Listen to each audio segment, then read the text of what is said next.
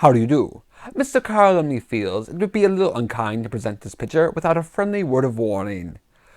We're about to unveil the story of Frankenstein, a man of science who sought to create a man in his own image without reckoning upon God. It is one of the strangest tales ever told. It deals with the two great mysteries of creation, life and death. I think it will thrill you. It may shock you. It might even horrify you. So those who do not wish to submit themselves to such a strain, now's your chance to, well, we've warned you. Hi, I'm Bobby, and welcome to Dusty Old Movies. The thing I remember most about watching Frankenstein as a kid was Edward Van Sloan's opening warning that the movie might be too horrifying for some audiences. I got so excited about that because I thought it meant that it was even scarier than rated R movies. And at the time, it probably was. I loved Frankenstein then, but I think I appreciate it even more now because it is an iconic and monstrously marvelous monster movie.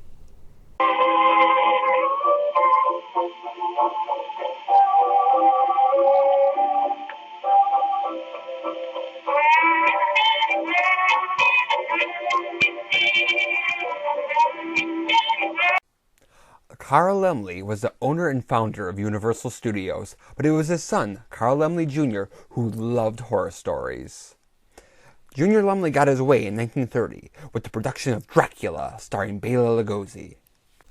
Dracula took a huge bite out of the box office, and that gave Junior Laemmle all the ammunition he needed to say, let's do it again, and make another classic horror story, and Frankenstein was the logical choice. Robert Florey was set to direct. And in following Dracula's lead, the script was based less upon the novel and more upon the Frankenstein play that was produced by Hamilton Dean. It was adapted by Dracula writers and set to star several Dracula actors, including Bela Lugosi as the monster. He did a makeup test for it, but he turned down the role because it had no dialogue and just wasn't sexy enough. I'm too sexy for the role, too sexy for the role, so sexy it's out of control. For reasons that are still unknown, Florey was taken off the project and James Whale was brought in. And it was this talented, witty, and openly gay World War I veteran who turned the classic story of Frankenstein into a movie legend.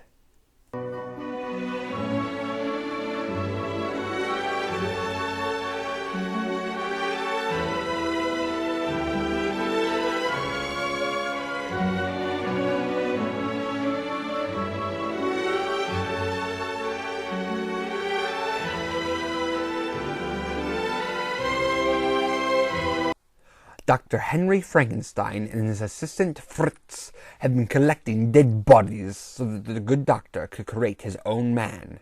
He sends Fritz to steal a brain from Dr. Waldman's laboratory, but, unbeknownst to Dr. Frankenstein, Fritz accidentally grabs a criminal brain instead of a normal one. And Dr. Frankenstein puts it in his creation and makes his creation come to life. Dr. Frankenstein goes off to marry Elizabeth, and the monster escapes from the laboratory to roam the countryside. Not knowing what he is doing, the monster kills the little girl Maria. When the villagers find out, they form an angry mob and seek to destroy the monster. Frankenstein the movie greatly simplifies Mary Shelley's novel, and although you do lose out on some of the psychology of the characters, you do gain a very suspenseful film. The movie cuts out Dr. Frankenstein's opening backstory, explaining why he wants to create life, and instead opens with Dr. Frankenstein and Fritz peering at a funeral procession, waiting to rob the grave. Ooh, a banana! This gets us immediately into the action and suspense of the story. It also gives the grave robbing more of a matter-of-fact quality. In the 19th century, stealing bodies for medical practice was a relatively normal crime. Come on, man, everyone's doing it. And because it's given no special explanation here, it makes it seem like that, like it's just an everyday occurrence, which is actually extremely creepier.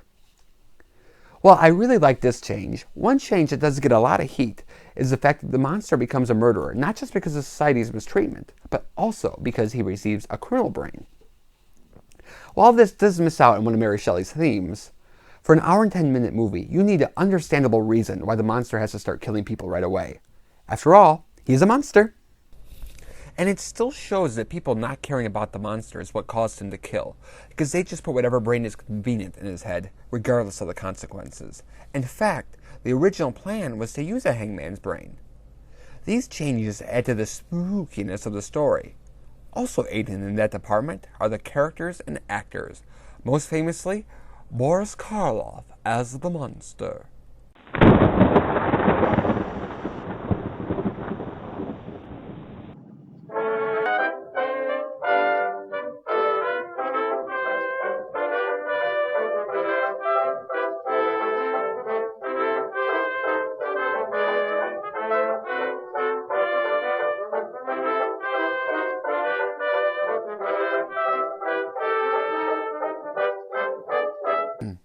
The amazing look of the monster was designed by director James Whale and makeup artist Jack Pierce, but it was Boris Karloff who brought the character to life, exploring the monster's fiendish side and his sympathetic side.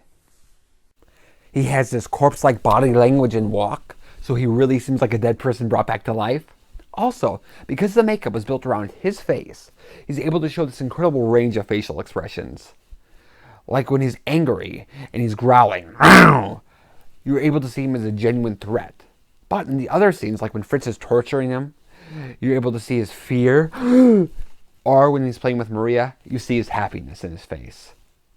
And your heart just goes out to this monster because you feel his innocence as a character. Boris Karloff is the heart of the movie, but also putting in a fabulous performance is Colin Clive as Dr. Henry Frankenstein.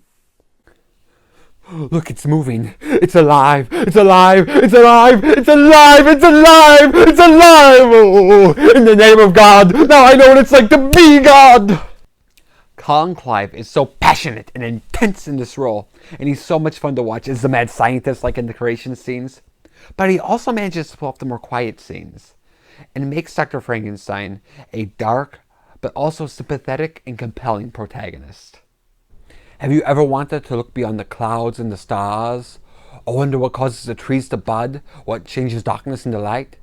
If you talk like that, people call you crazy. But if I could figure out just one of those things, what eternity is, for example, then I wouldn't care if they did think I was crazy. Booga booga booga! The rest of the cast is superb too, especially Marilyn Harris as the little girl Maria, as well as Dwight Frye as Fritz and Frederick Carr as Baron Frankenstein, both of whom have little bits of comedy to do too. Along with the actors being interesting to watch, so is the incredible visual design of the film. James Whale knew how to make things look good, and Frankenstein was no exception. It has this German expressionistic feel with lots of gothic sets and gloomy shadows. Also, he uses a lot of interesting camera techniques too, like interesting uses of close-ups and a lot of moving camera. And visually, Frankenstein is just an amazing film to watch unfold before your eyes, especially when you consider it was made in 1931. Audiences found it stunning too, and it was the highest grossing film that year.